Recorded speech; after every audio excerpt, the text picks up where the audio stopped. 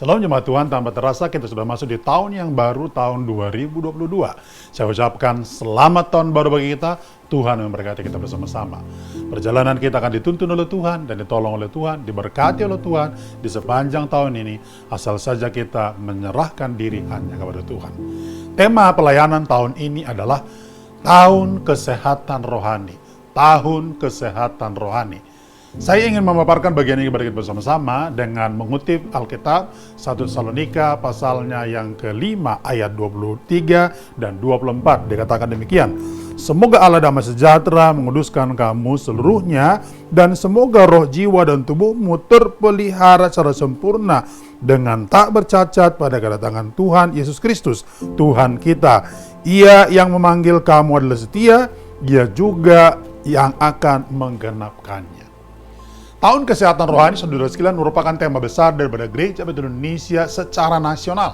Dan tahun ini kita juga mengikuti tema ini karena merupakan bagian yang sangat penting yang perlu kita renungkan bersama-sama, serta juga kita pahami bersama-sama.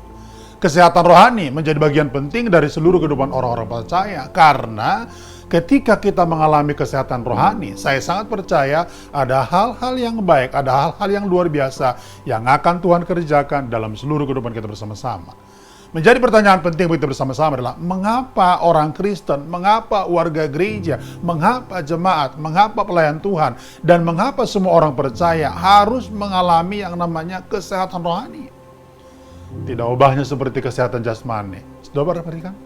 Kalau saudara perhatikan orang-orang yang tubuhnya tidak sehat, kemudian jasmaninya tidak sehat, saya yakin mereka tidak bisa mengerjakan segala sesuatu dengan baik. Sama halnya dengan kesehatan rohani. Kesehatan rohani merupakan hal yang sangat penting. Itulah sebabnya tahun ini mari kita berupaya untuk menjadikan diri kita, keluarga kita, gereja kita memiliki kesehatan rohani. 3 hal alasan penting kenapa kita perlu mengalami kesehatan rohani. Yang pertama, karena kesehatan rohani membawa kita kepada pertumbuhan. Kesehatan rohani akan membawa jemaat-jemaat Tuhan kepada pertumbuhan. Saudara perhatikan, gereja yang sehat, rohani yang sehat akan membangun kehidupan mereka dalam pertumbuhan rohani.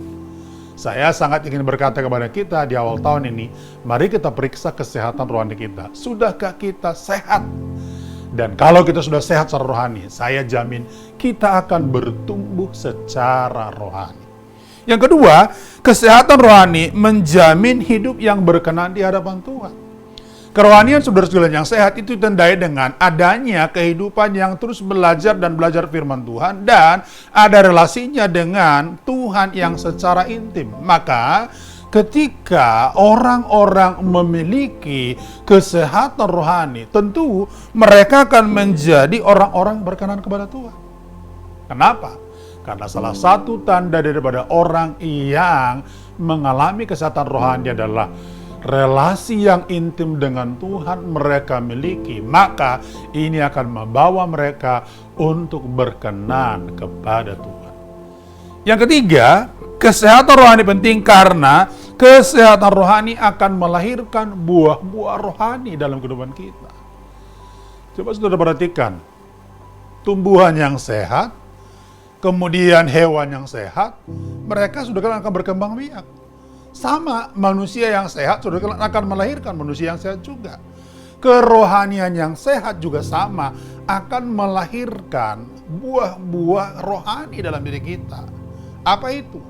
Karunia-karunia pelayanan, talenta-talenta rohani, bahkan buah-buah roh akan bertumbuh dalam kehidupan kita.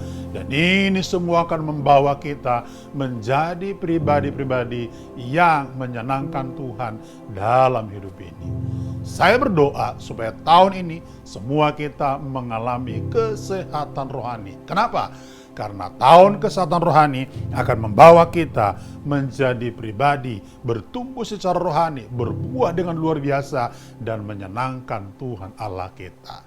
Selamat tahun baru. Tuhan memberkati kita bersama-sama.